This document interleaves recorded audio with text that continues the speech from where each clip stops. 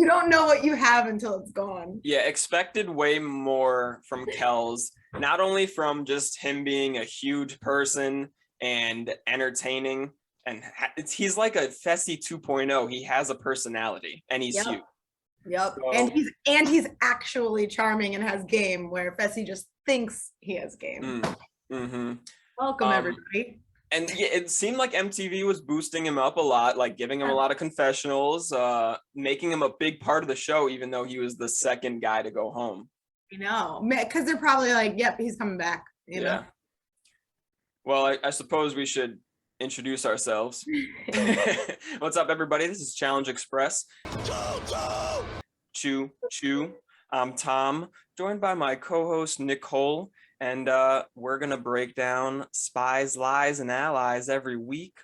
Episode 2 this time. Special Agent Ed's in the game. I kind of like Ed. Huh? I kind of like Ed. Oh, Ed's great. Yeah, like okay. First impressions, he comes in and you're just like, who's this white dude looking like he just got off the lacrosse field with all of his flow? He just looked like basic, and they hyped him up so much on his entrance, so it kind of made me like, I don't care about this guy. Who is he? If they didn't do that, like they just let him naturally show who he was.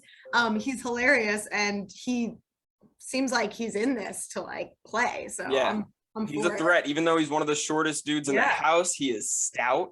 So he's got such a good like sense of humor and it's and like personality, it seems like. So that's cool.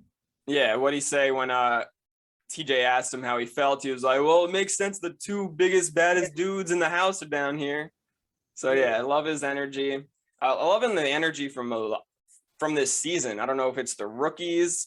I think I've spoken about this before, the weather. I don't know, but I like this. We both like have talked this to death, but there is definitely like a breath of fresh air about the season. I don't know if it has to do with like the world and like you know, kind of watching the last season through like a really hard year made everything like not as exciting. But I feel like there is something about like just this season that feels like a breath of fresh air. It has to do with the rookies, maybe the location, maybe the weather. I don't freaking know, but there's something really cool about it. Yeah, and the drinks were flowing this episode. We had a dance party and a club outing. Two times they were partying in one episode. I don't think that's happened in a while. You see too, like what they did with the club, how it's last year it was very apparent that it was literally a bubble in the backyard, and they would even show you like walking to it. This time they did really clever editing, in my opinion. I didn't mind it. Sometimes I don't love the over editing, but they showed them getting ready, and then they showed clips of like streets of the town, like, and so it made it feel like you were going through town, and then all of a sudden it showed them walking into the doors of a club which was clearly on the property. But they did a really like smart little clip in between of like what it would look like walking down the streets. Yeah, they fooled me. I didn't both times. I didn't know both clubs were in their backyard. You just broke that news to me. Yeah, because when they walk in, it's empty. It's and if I think about it, double agents. There's no bartender, and it says the challenge, so it's clearly was like created for the season, probably on the same property as where they are. Which is fine. They did a good job. Like I feel like they did a better job this time, whereas last time it was very obvious. And speaking of that club, I mean, the drinks were flowing. We had a lot of flirtations going on. So let's speculate on some of these flirtations. So right off the bat, I mean, Emmanuel and Michelle are still foreshadowing that they are interested in each other. And do you approve? Who? Say that again. Emmanuel and Michelle. Oh, do I? Yeah, I think it's kind of like a random. I feel like they are both not the type that they are usually into. And it's like and I could just be making this up, but this is the vibe that I get, that both of them are like shocked, and it's like an unexpected attraction. And it's mutual, which is really cool, like randomly, if you're attracted to somebody, you're like, well, that's totally not usually like the type of person I'm into, and then vice versa is feeling that way. That must mean that there actually like is some genuine like chemistry there, which is really cool. So it's forming organically for sure. Berna and Nelson. Berna, you're too good for Nelson. Berna is like super hot and awesome, but so is Nelson. Nelson's like a really good looking Yes, Nelson guy. is super hot and awesome as well. He kind of is. Like, I know we kind of have this image of Nelson when he used to be super doofy, and he still kind of is, but the truth is he has a really good personality, and he's definitely matured where he used to be really womanizing, and now he's not anymore. He seems like more respectful. Even though he's messing around with two girls in one house. But he's not like, I'm in love with you. I'm in love with you. He's just like, I'm having fun. Yeah. Like, at least he's open, like, saying what he's doing. But yeah, Nelson's a catch. Yeah, maybe an easy catch, but not as much as like Corey. Like, yeah. Anyway. But this is gonna cause a lot of drama. We already saw it cause a lot of drama this episode. God. How about Ashley pre-club? Don't worry don't worry, Emmy. Somebody's gonna make a fool of themselves at the club later, and then they're gonna be the target. And then Devin literally said, flash forward to Ashley making a fool of herself. Yeah, and Ashley's like, haha, no. My favorite thing about this whole club scene and all the flirtations is, spoiler alert, our mom is obsessed with the challenge now. And I'm still getting used to it, but she called me and she goes, what's poly dicking? And I was like, good thing she didn't ask me that. I was like, oh my gosh. I was like, so I had to explain, because Fessy says he's they're politic and whatever. Yeah. And so she called me and she had no idea what it was, and she's like, what does this mean? And I was like, oh my god. So I had to explain it to my mom. That's uncomfortable. It was so hilarious. Yeah, our whole family watches this now, except like a few people, and it's crazy. We're gonna have to have some special guests eventually. Yeah, I was surprised when I got you hooked on the challenge, and then all of a sudden, Mom, my little brother, and it's like my partner. It's like, I wanted this, but now it's like, did I really want this? Yeah, because now every day throughout the day, I'm getting texts from like my whole family about the challenge. Like, our mom will randomly text me and be like, I can't believe so and so and so. I'm like, yep. Like, yeah. I was talking to Ian the other day, who's flying through, our little brother who's flying through seasons, and he was like, sometimes I want to text you, but I look at the clock and it's 4 a.m. And he's like, I just been watching the challenge all night. Oh my gosh. That's amazing. Yeah.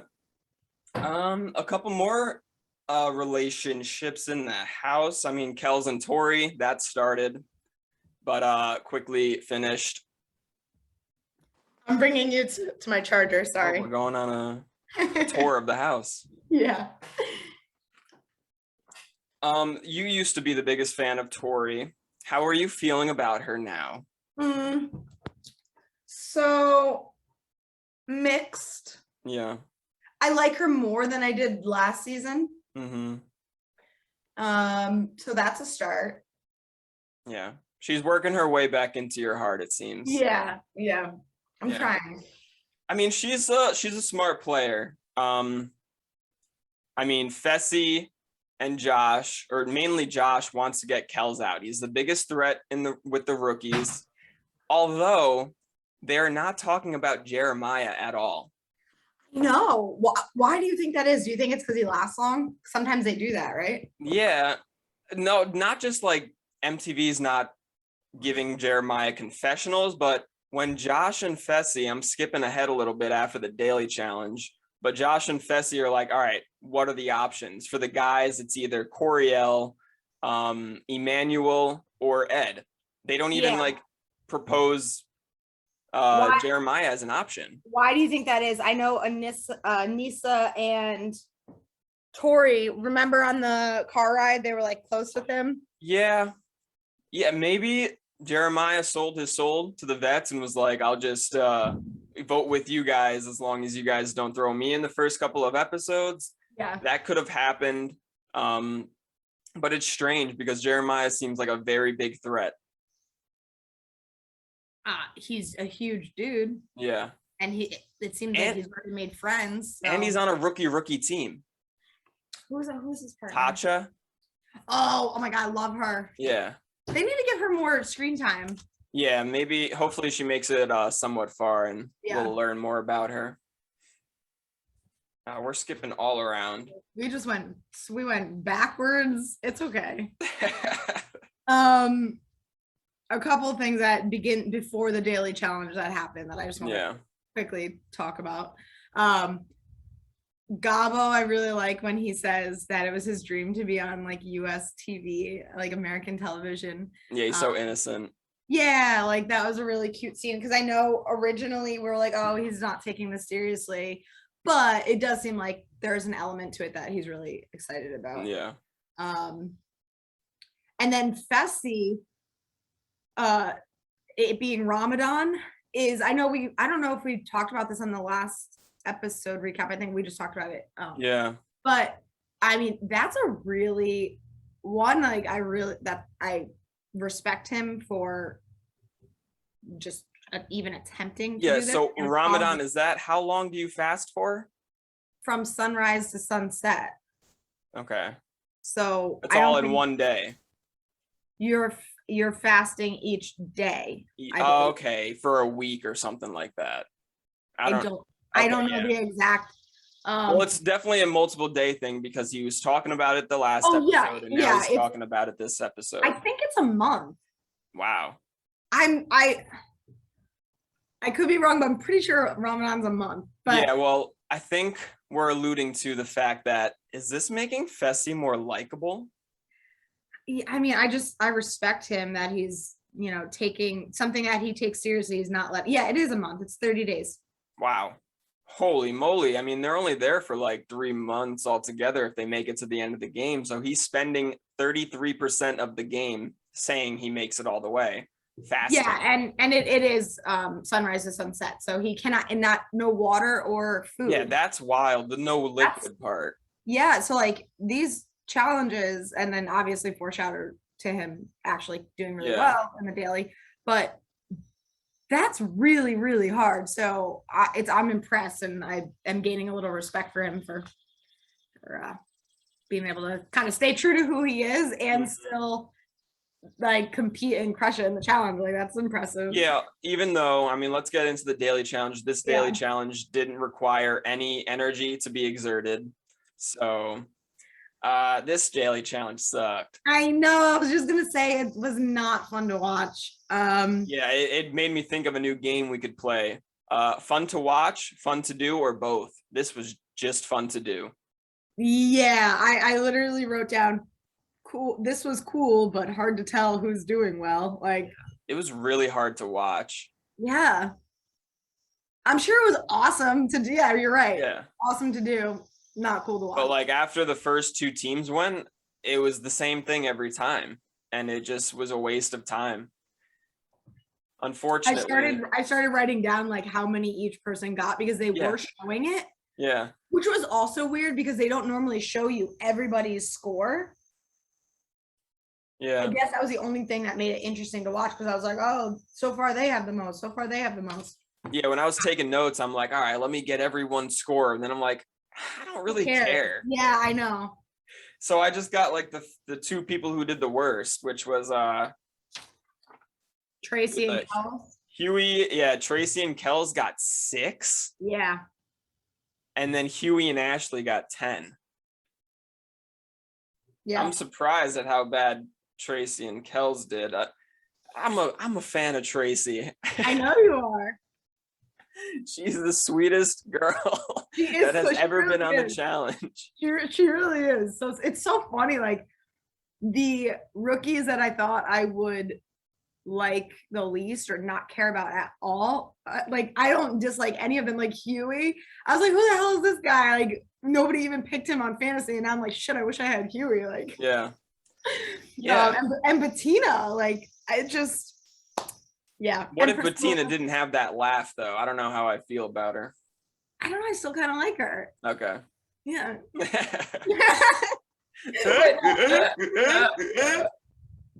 Sounds like a friggin' hyena, like a dying hyena. But yeah, those challenges suck. Yeah. Emmy. It's like they put all the budget into like how it looked and not how it played out.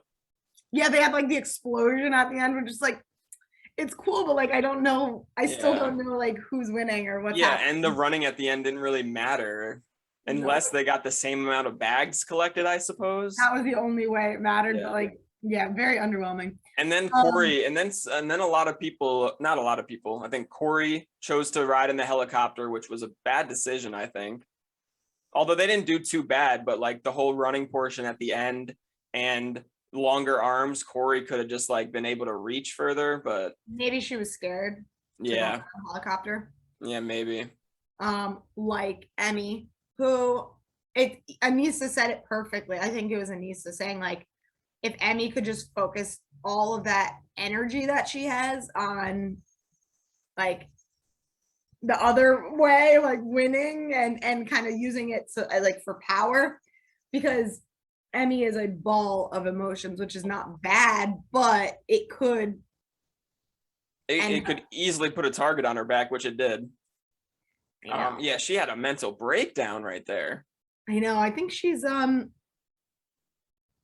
I don't know. If that's a perfect way to put it, though. Like all of those emotions, like she had a mental breakdown because she wants to do well. So that's good, but use that like thought process to start politicking better or make some moves. Yeah, usually it's the other way around too. Like they have a mental breakdown before because they're nervous about how bad they're going to do, or they're nervous about being in a helicopter, which she was nervous about all of those, but she did well and then had a mental breakdown.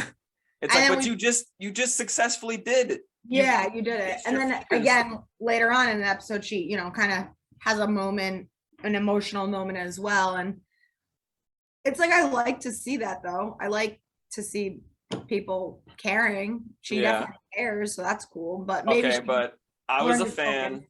I was a fan until she did that dumbass Fortnite dance at the end.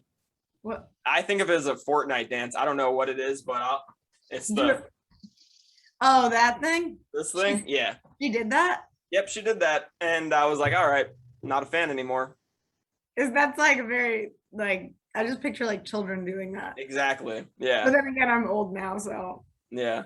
She might be a child. Maybe I'm too harsh on her, but that is kind of silly. And it really made me cringe, to be honest. I think that's a little too far. Yeah. Let's see. I mean, that was the daily challenge. It came down to Emmanuel and Casey, who had 28, and Fessy and Esther. We saw Fessy and Esther have like a little moment together before the daily challenge, so it makes sense that they were able to come out with a victory here. Yeah. Esther seems like she's trying to build her confidence. I thought she was a more confident person until I saw her and Fessy have that conversation. She was really showing how nervous she was about this whole thing. Again, though, I love that. Like, true. Yeah, I want to see rookies nervous and upset if they don't perform. Like, that's great. It's so beautiful out right now, and apparently we're getting a hurricane. And I'm like, that's what it does. The calm before the storm. It's literally the most beautiful day right now, and I'm getting messages like life-threatening, like stay inside. And I'm like, where? Amber alert. Like, well, no, Amber alert is when not Amber, but that. Yeah, you know what I mean. You know what I mean. Speaking of Amber alert. Amber's in the game. Oh Amber, yeah, they did that very quick. Like, all right, Josh, you don't have a partner. Amber's your new partner. Yeah, she came in style though. I'm not going to make assumptions or like a statement about Lauren, but I'm sure if you're watching this, you know what the allegations were. I don't know if there's any proof, but typically when there's enough allegations and then somebody gets pulled from a game, it's probably true. Yeah. So if that's the case, I'm glad that they took action and they removed her. And apparently it was against Anissa, and Anissa is my girl.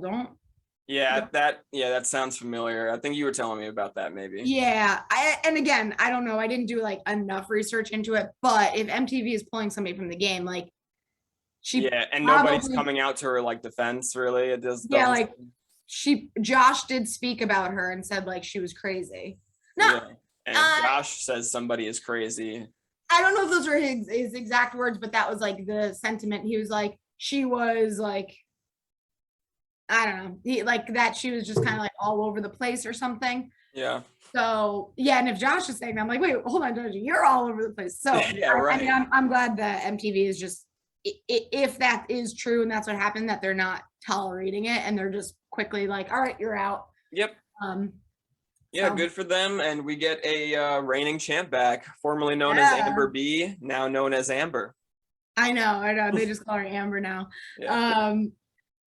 I'm happy to see her. I know a lot of people were not, but I mean, she's the reigning champ. She deserves a spot on the season after. Yeah, I liked her. I mean, I feel like this almost puts a target on CT's back. Like CT's like, oh, this is going to remind everybody that we just won last season. Yeah. Yeah. When you see Fessy and they win, that Fessy and Esther win, when you see Fessy is empowered, do you think he's gonna do what's right and stand strong with his vet pack? Do you think he might cross them?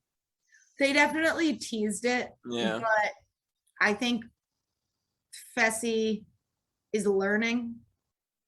Because there's definitely like a delicate dance to the challenge. And he came in not understanding that the last season. And he's definitely, you could see he's learning, which is good. And I know they teased it. Part of me was like, the old Fessy would do this, but it wouldn't make sense for him to do it that early. Will he do it later? Yeah. Yeah. Imagine he just throws Nelson in. Oh my gosh.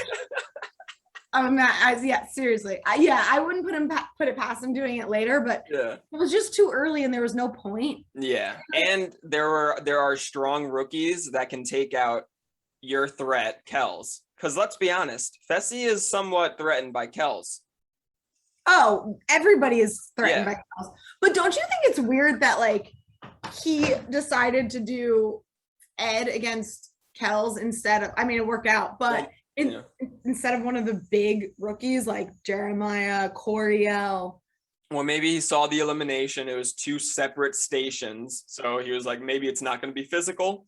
Yeah. I'll throw in the smartest guy. Wow. Who's also strong. Remember when Corey said Corey and Tori L? Yeah. Corey cracks me up. I love him. Yeah. Dang, he's got a rough go though. Yeah, we're skipping all around, but I don't care. I know. Whatever we feel like talking about. I don't have to edit and get screenshots, so I don't have to go in order anymore. That's my we can do whatever we want. This is our show. Yeah, this is our show. You can stop watching, you can keep watching. We can literally start at the elimination and work backwards to the intro if we want. As long as it flows. Is it kinda. But Corey L ends up being partners with Michelle again by the end of the episode, and it's like spells doom for them because they both won elimination. They're both rookies. It's almost a guarantee that they're going in next episode. Yeah. So Corey L is going to have to prove himself again, likely against a really good competitor, Emmanuel maybe. I could see them doing Ed and Emmy or Ed again. I would not want to see Ed in a final if I was a vet. That's what I know for sure. It seems, and I know I don't have enough knowledge, but it does seem like he is really smart. Yeah. And he could be a big threat. Like he's small, but he's solid. Like he's muscle, and he seems like he seems very confident with puzzles. So a small, muscular guy that's good at puzzles. It reminds me of kind of like Paulie. Well, Paulie wasn't that good at puzzles though. It wasn't bad either. It wasn't bad. But like honestly, sometimes a smaller dude with muscle is a bigger threat because some of these challenges, you being a big guy isn't always advantageous. Yeah, the toughest part for a small guy in the challenge is everything up until the final. You know, it's like these guys are looking at me like I'm the smallest. They're going to look at me like they want to face me in elimination if they have to go down. So I have to navigate my way through this whole season. And then at a final, it's even playing field because size doesn't really matter in a final, which is what I always say.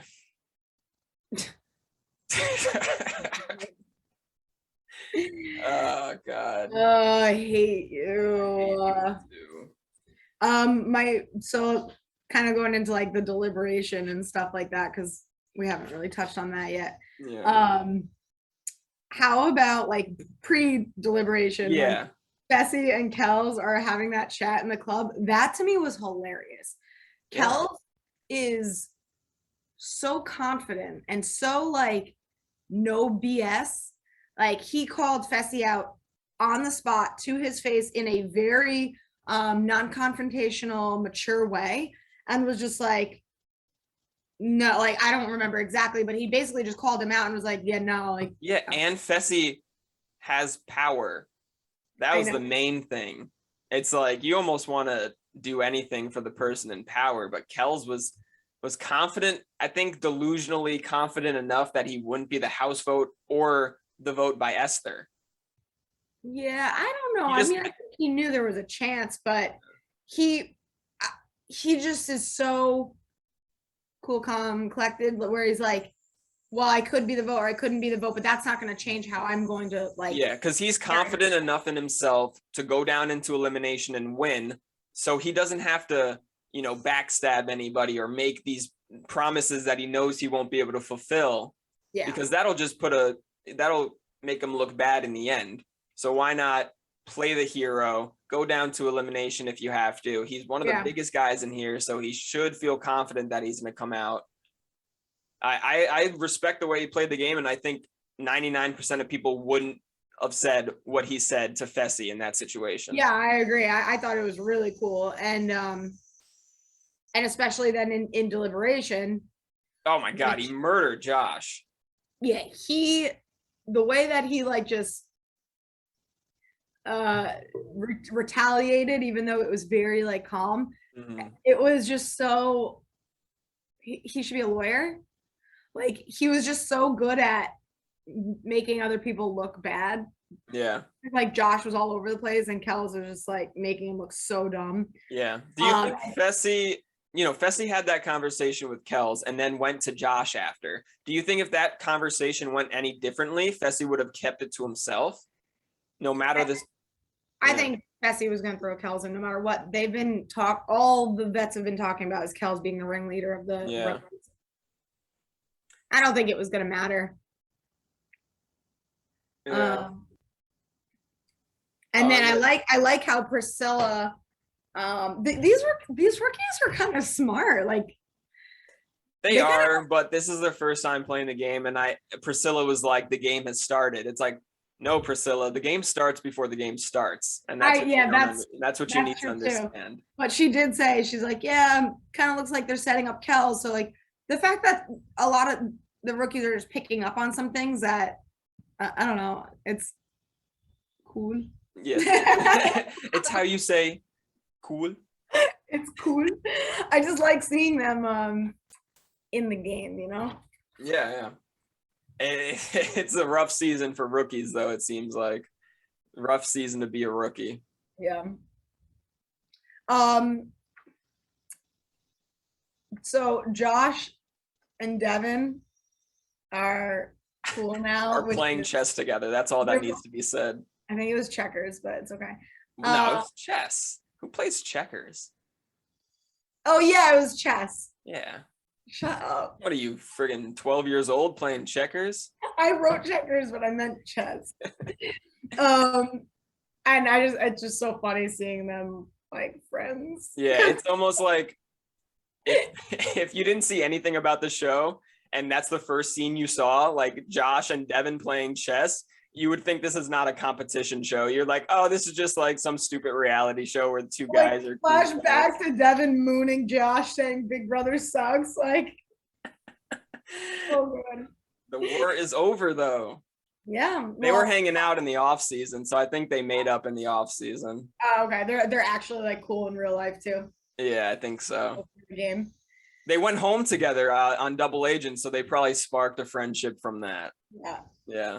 That's cool. And then I thought this was interesting when I think it was Josh, Devin, Anissa, when they basically tell Tori, Yeah. Kels is going to be the vote, and Tori is smart enough and knows the game enough to know that it's a test. Yep. And she passed. Yeah. Love the self-awareness. Yeah. She doesn't get too comfortable. Yeah, she wasn't blinded by.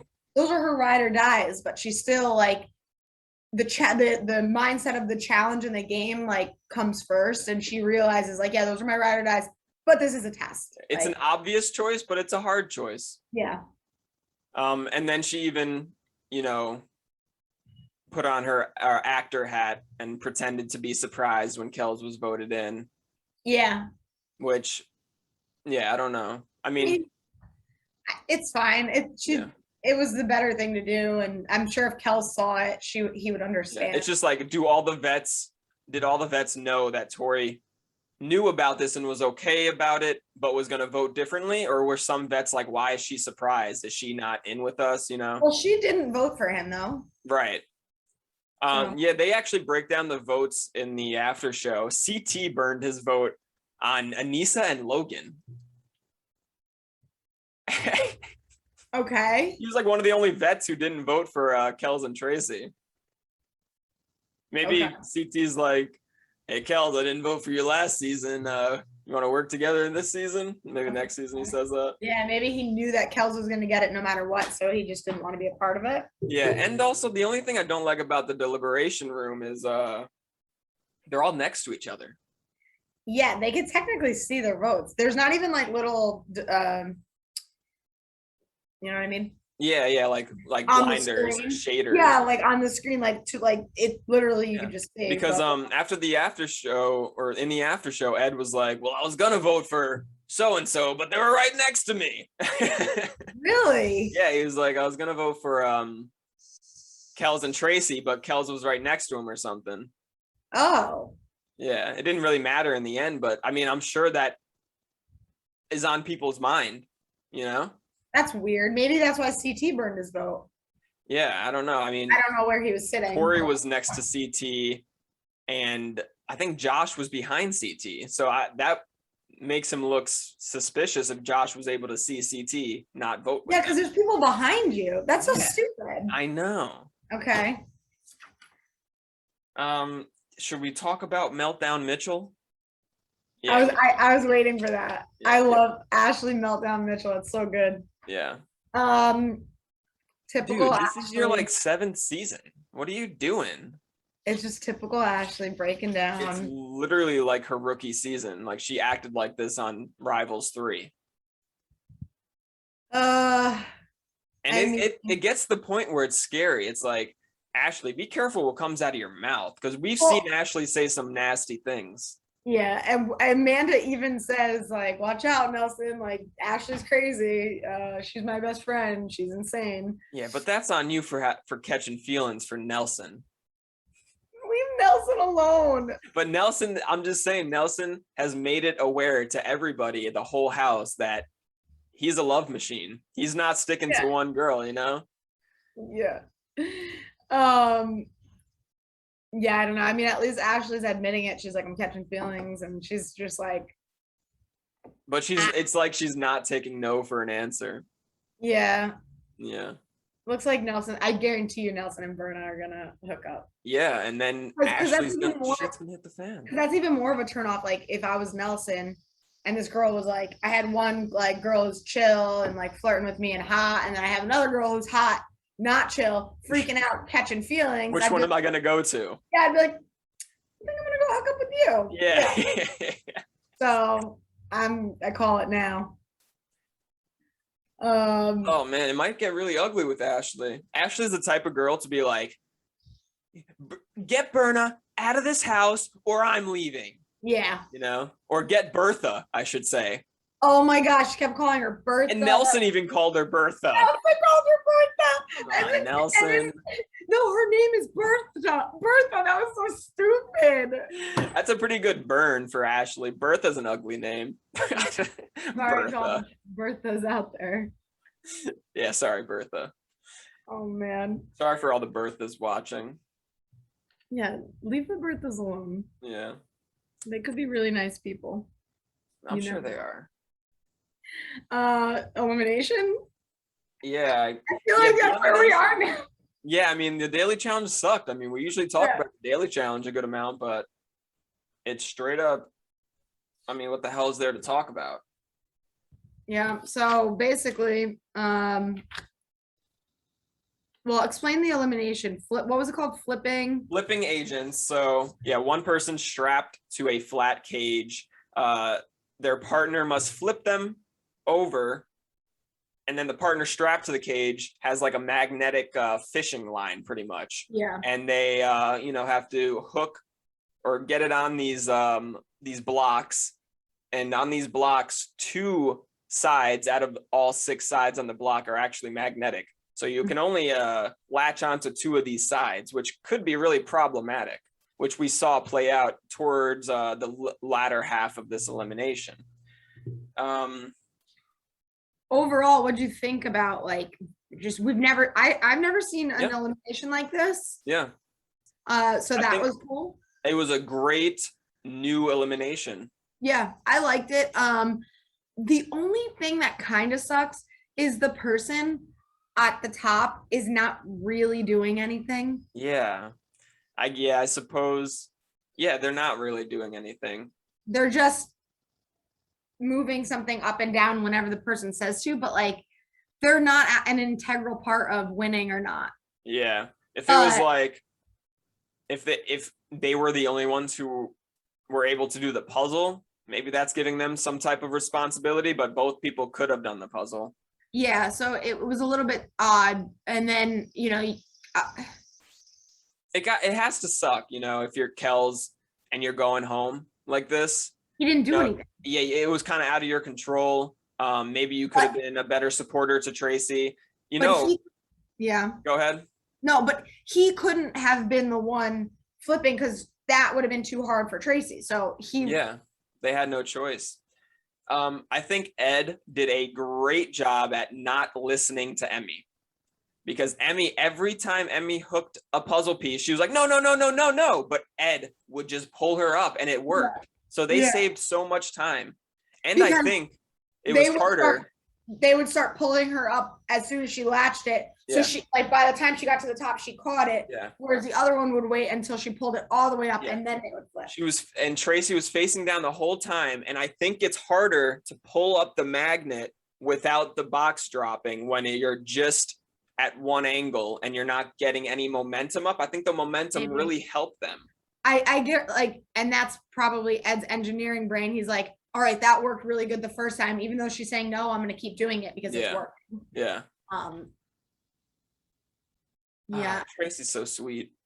I was on the edge of my seat watching this though. It was really, it was fun to watch. And what I really like is that they show you a couple clips show you both at the same time, so you can actually see. You don't have to guess, is it really this close, or are they just making it seem like it's close? You could tell that it was close because you could see they had 5 blocks left and they had 3 blocks left. So you could see, like, it was so easy to tell where everyone was at every moment of the elimination. And MTV has definitely fallen victim to over editing, That's why I want to, like, we've said this, I want to watch it like it's a sports game. Like, show me the whole thing so I can actually see how close it is. I think when there's like a complete blowout, they tend to show you clip here, clip here, clip here, and they make it look like it's closer than it is, but just for TV. But I don't care. Just show me how it plays out. Yeah. I want to see like the raw footage, Yeah, like this is a sport. This isn't like, edit all the drama you want, but when it comes to competition time, like, let it play out. Yeah. But it was fun to watch. Both teams wanted it. Both teams gave it their all. You look at Tracy and you think maybe she's doesn't have it in her to compete, but she gave it her all. Yeah. They almost won. It was close. Yeah, it was really close. Tracy cared too. And I think you're right though, like she did get flustered, but Kels was not being very supportive. I mean, not that he wasn't, but you could tell he was getting frustrated.